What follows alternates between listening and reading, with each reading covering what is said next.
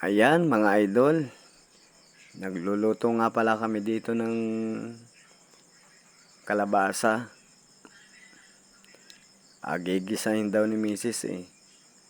Ang sarap nito idol, ginisa. Sariwa yan idol. Yan ay tanim niya doon sa harapan ng bahay namin.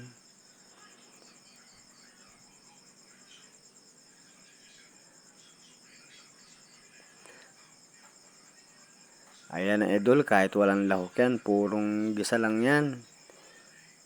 Pinabili ko idol yung aking anak ng toyo at samya. Yan nga pala idol, habang nagagayat si Mrs. ay ako'y magdudupong ng apoy dahil saglit lang naman din yun na gayatin. Nagayat na rin idol yung mga samya. Yan, magpapadalit naman tayo ng kalan.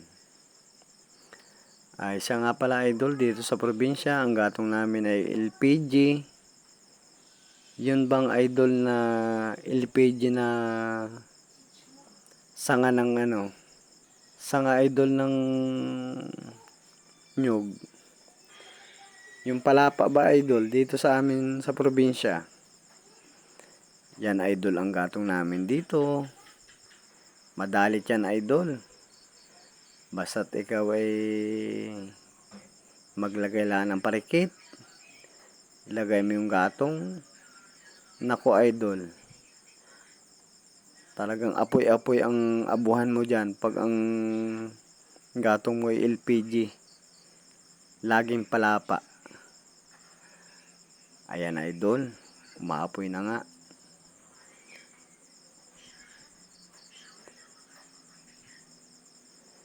Maya-maya idol, isasalang na nung misis ko yan. Masarap yan idol, ginisa. Ginisang purong kalabasa kasi sariwa yan. Sa next upload ko idol, papakita ko sa inyo yung munting gulayan namin din sa harapan ng bahay namin idol.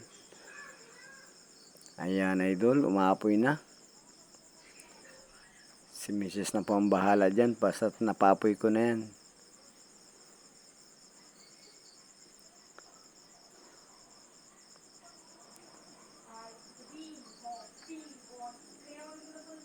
Ayan idol.